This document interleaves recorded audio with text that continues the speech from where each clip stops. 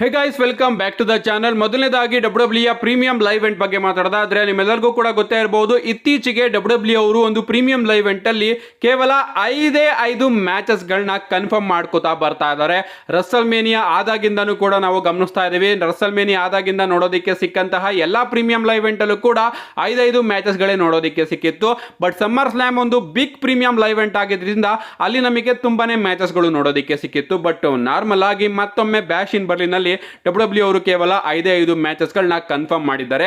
So ಈ ರೀತಿ ಯಾಕೆ ಡಬ್ಲ್ಯೂ ಅವರು ಬರೀ 5 ಮ್ಯಾಚಸ್ಗಳನ್ನ ಕನ್ಫರ್ಮ್ ಮಾಡ್ತಾ ಇದ್ದಾರೆ, ಕಮ್ಮಿ ಮ್ಯಾಚಸ್ಗಳನ್ನ ಪ್ರೀಮಿಯಂ ಲೈವ್ ಇವೆಂಟ್ ಅಲ್ಲಿ ಇಡ್ತಾ ಇದ್ದಾರೆ ಅಂತ ನೀವೇನಾದ್ರೂ ಕೇಳಿದ್ರೆ ಇದಕ್ಕೆ ಆನ್ಸರ್ ಏನಪ್ಪಾ ಅಂದ್ರೆ ಡಬ್ಲ್ಯೂ ಅವರಿಗೆ ಸಂಪೂರ್ಣವಾದ ತೃಪ್ತಿ ಇದೆಯಂತೆ ಈ ರೀತಿ ಮಾಡೋದ್ರಿಂದ.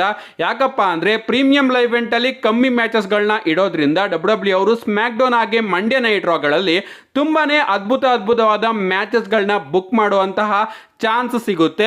ಎಲ್ಲ ಮ್ಯಾಚಸ್ಗಳನ್ನು ಕೂಡ ಪ್ರೀಮಿಯಂ ಲೈವ್ ಇವೆಂಟ್ ಅಲ್ಲಿ ಇಟ್ಟರೆ ಸ್ಮ್ಯಾಕ್ ಡೌನ್ ಹಾಗೆ ಮಂಡೇ ನೈಟ್ ರಲ್ಲಿ ಯಾವ ಮ್ಯಾಚಸ್ಗಳನ್ನ ಬುಕ್ ಮಾಡೋಣ ಅಂತ ಡಬ್ಲ್ಯೂ ಅವರು ಈ ರೀತಿ ಪ್ಲಾನ್ ನ ಮಾಡಿದ್ದಾರೆ ಅಂತಾನೆ ಹೇಳ್ಬಹುದು. ಸೊ ನಮ್ಮ ಟ್ರಿಪಲ್ ಎಚ್ ಅವರು ಕ್ವಾಂಟಿಟಿಗಿಂತ ಕ್ವಾಲಿಟಿನ ಪ್ರಿಫರ್ ಮಾಡಿದ್ದಾರೆ ಅಂತಾನೆ ಹೇಳ್ಬಹುದು. ಅಂದ್ರೆ ಒಂದು ಪ್ರೀಮಿಯಂ ಲೈವ್ ಇವೆಂಟ್ ಅಲ್ಲಿ ಒಂದು 8 ಮ್ಯಾಚ್ ನ ಇಟ್ಬಿಟ್ಟು ಎಲ್ಲಾ ಮ್ಯಾಚ್ಗೂ ಕೂಡ 10 ನಿಮಿಷ 15 ನಿಮಿಷ ಕೊಡೋದ್ರ ಬದಲು ಒಂದು 5 ಮ್ಯಾಚ್ ನ ಇಟ್ಬಿಟ್ಟು ಎಲ್ಲಾ ಮ್ಯಾಚ್ಗೂ ಕೂಡ ಮಿನಿಮಮ್ 20 ರಿಂದ 25 ನಿಮಿಷ ಕೊಟ್ರೆ ರೆಸ್ಲರ್ಸ್ಗಳು ಆ ಒಂದು ಮ್ಯಾಚ್ ಅಲ್ಲಿ ತನ್ನ ಫುಲ್ ಪೊಟೆನ್ಶಿಯಲ್ ನ ಯೂಸ್ ಮಾಡಿ ತನ್ನ ಅದ್ಭುತವಾದ ರೆಸ್ಲಿಂಗ್ ಸ್ಕಿಲ್ಸ್ ನ ತೋರಿಸುವಂತಹ ಚಾನ್ಸಸ್ ಜಾಸ್ತಿ ಇರುತ್ತೆ. ಅಂಡ್ ಉಳಿದಂತಹ ಮ್ಯಾಚ್ ನ ಮಂಡೇ ನೈಟ್ ಹಾಗೆ ಸ್ಮ್ಯಾಕ್ ಡೌನ್ ಗಳಲ್ಲೂ ಕೂಡ ಡಬ್ಲ್ಯೂ ಅವರು ಬುಕ್ ಮಾಡಬಹುದು. ಈಗ ನಮಗೆ ಜರ್ಮನಿಯಲ್ಲಿ ಬ್ಯಾಶ್ ಇನ್ ಬರ್ಲಿನ್ ನೋಡೋದಕ್ಕೆ ಸಿಗ್ತಾ ಇದೆ. ಅಂಡ್ ಬ್ಯಾಶ್ ಇನ್ ಬರ್ಲಿನ್ ಗಿಂತ ಇಂದಿನ ಸ್ಮ್ಯಾಕ್ ಡೌನ್ ಕೂಡ ಜರ್ಮನಿಯಲ್ಲೇ ನೋಡೋದಕ್ಕೆ ಸಿಗ್ತಾ ಇದೆ.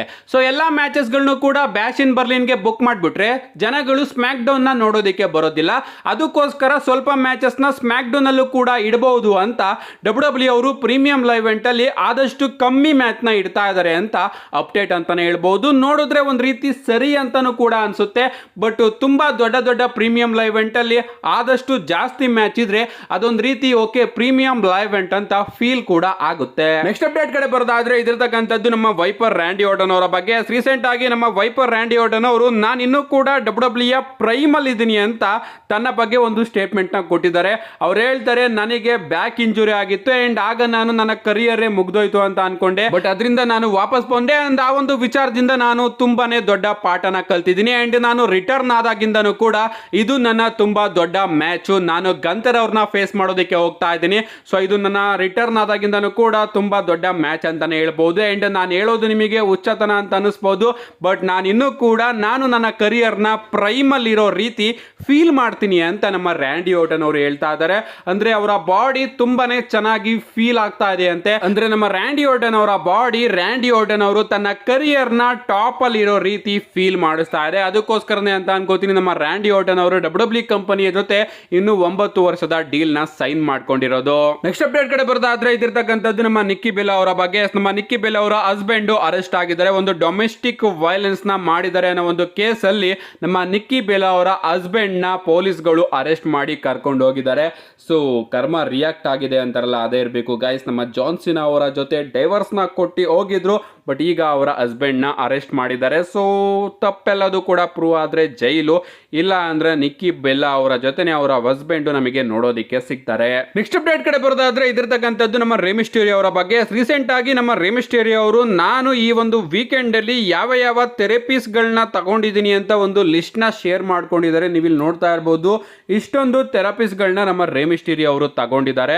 So guys, W super star ಆಗೋದು ನಿಜವಾಗ್ಲೂ ತಮಾಷೆ ವಿಚಾರ ಅಲ್ಲ. ಈ ಥೆರಪೀಸ್ ಗಳಿಗೆ ಅವರು ಎಷ್ಟು ಟೈಮ್ ನ ಇನ್ವೆಸ್ಟ್ ಮಾಡಿರ್ತಾರೆ. ಅದರಲ್ಲೂ ಅವರು ಬಂದು ಫ್ಯಾನ್ಸ್ ಗಳನ್ನ ಮೀಟ್ ಮಾಡಬೇಕು, ತನ್ನ ಫ್ಯಾಮಿಲಿಗೆ ಟೈಮ್ ನ ಕೊಡಬೇಕು, ರಿಂಗ್ ಅಲ್ಲಿ ಬಂದು ಪರ್ಫಾರ್ಮ್ ನ ಮಾಡಬೇಕು ಅಂದ್ರೆ ನಿಜವಾಗ್ಲೂ ತುಂಬಾ ಕಷ್ಟದ ವಿಚಾರ. ಆ ಲಿಸ್ಟ್ ಗಳನ್ನ ಓದೋದಕ್ಕೇನೆ ಒಂದು 10 ನಿಮಿಷ ಬೇಕು ಅಂತ ಅನ್ಕೋತೀನಿ. ಲಿಟರಲಿ ಡಬ್ಲ್ಯೂ ಸೂಪರ್ ಸ್ಟಾರ್ ಆಗೋದು ನಿಜವಾಗ್ಲೂ ತಮಾಷೆ ವಿಚಾರ ಅಲ್ಲ. ನೆಕ್ಸ್ಟ್ ಅಂಡ್ ಫೈನಲ್ ಅಪ್ಡೇಟ್ ಕಡೆ ಬರೋದಾದ್ರೆ ಇದಿರ್ತಕ್ಕಂಥದ್ದು ನಾಳೆಯ ಸ್ಮ್ಯಾಕ್ ಡೌನ್ ಬಗ್ಗೆ. ನಾಳೆ ಸ್ಮ್ಯಾಕ್ ಡೌನ್ ನಮಗೆ ಲೈವ್ ಆಗಿ ನೋಡೋದಕ್ಕೆ ಸಿಗೋದಿಲ್ಲ, ಪ್ರೀ ಟೇಪ್ಡ್ ಎಪಿಸೋಡ್ ಅಂತಾನೆ ಹೇಳ್ಬೋದು. ಹೇಳ್ಬೋದು. ಯಾಕಂದ್ರೆ ನಾಳೆ ಸ್ಮ್ಯಾಕ್ ಡೌನ್ ಜರ್ಮನಿಯಲ್ಲಿ ನೋಡೋದಕ್ಕೆ ಸಿಗ್ತಾ ಇದೆ. ಸೊ ಜರ್ಮನಿಯಲ್ಲೇ ಡಬ್ಲ್ಯೂ ಅವರು ನಾಳೆ ಸ್ಮ್ಯಾಕ್ ಡೌನ್ ನ ಲೈವ್ ಆಗಿ ಟೆಲಿಕಾಸ್ಟ್ ಮಾಡಿದ್ರೆ ಇವತ್ತು ನೈಟೇ ಅದು ನಮಗೆ ನೋಡೋದಕ್ಕೆ ಸಿಗಬೇಕು. ಬಟ್ ಡಬ್ಲ್ಯೂ ಅವರು ಇವತ್ತು ನೈಟೇ ಅಲ್ಲಿ ಅದನ್ನ ರೆಕಾರ್ಡ್ ಮಾಡಿಕೊಂಡು ನಾಳೆ ಬೆಳಿಗ್ಗೆ ಆನ್ ಏರ್ ಮಾಡ್ತಾರೆ ಅಂತಾನೆ ಹೇಳ್ಬಹುದು. ಆದ್ರೂ ಕೂಡ ನಾಳೆ ಸ್ಮ್ಯಾಕ್ ಡೌನ್ ಸಿಕ್ಕಾಪಟ್ಟೆ ಇಂಟ್ರೆಸ್ಟಿಂಗ್ ಆಗಿ ಕಾಣಿಸ್ತಾ ಇದೆ. ಅದರಲ್ಲೂ ಕೂಡ go home edition for bash in Berlin ಆಗಿರೋದ್ರಿಂದ ಡಬ್ಲ್ಯೂ ಅವರು ತುಂಬಾ ಅದ್ಭುತವಾದ ವಿಚಾರಗಳನ್ನ ನಾಳಿನ ಸ್ಮ್ಯಾಕ್ ಡೌನ್ ಗೆ ಅಫಿಷಿಯಲ್ ಆಗಿ ಅನೌನ್ಸ್ ಮಾಡಿದ್ದಾರೆ. ಮೊದಲನೇದಾಗಿ ನಮಗೆ ನಾಳೆ ಆಂಡ್ರಾದೆ ಹಾಗೆ ಕಾರ್ಮೆಲೋ ಐಸ್ ಅವರ ನಡುವೆ ಒಂದು ಸಿಂಗಲ್ಸ್ ಮ್ಯಾಚ್ ನೋಡೋದಕ್ಕೆ ಸಿಗ್ತಾ ಇದೆ. ಈ ಒಂದು ಮ್ಯಾಚ್ ಮಾತ್ರ ನೆಕ್ಸ್ಟ್ ಲೆವೆಲ್ ಆಗಿರುತ್ತೆ. ಈ ಒಂದು ಮ್ಯಾಚ್ ನ ಕ್ವಾಲಿಟಿ ರೀಸೆಂಟ್ ಆಗಿ ನಾವು ಯಾವ ರೀತಿ ಇವರ ನಡುವೆ ಮ್ಯಾಚಸ್ ಗಳನ್ನ ನೋಡಿದ್ವಿ ನಿಮಗೆ ಗೊತ್ತಿರಬಹುದು.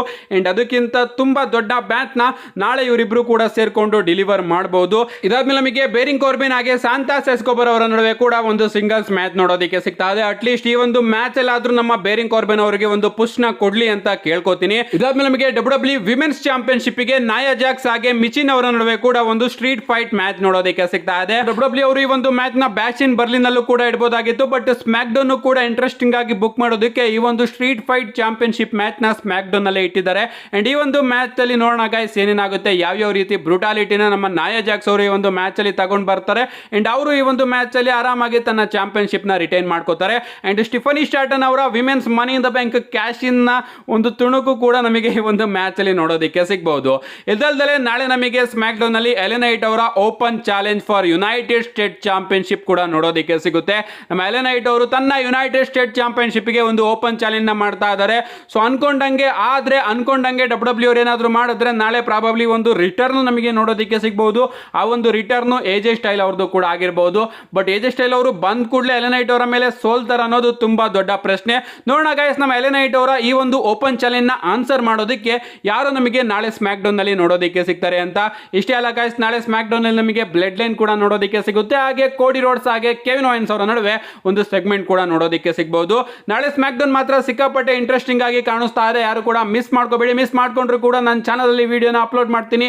ಅದಕ್ಕೋಸ್ಕರ ಚಾನಲ್ ನ ಸಬ್ಸ್ಕ್ರೈಬ್ ಮಾಡ್ಕೊಳ್ಳಿ. See you guys in my next video.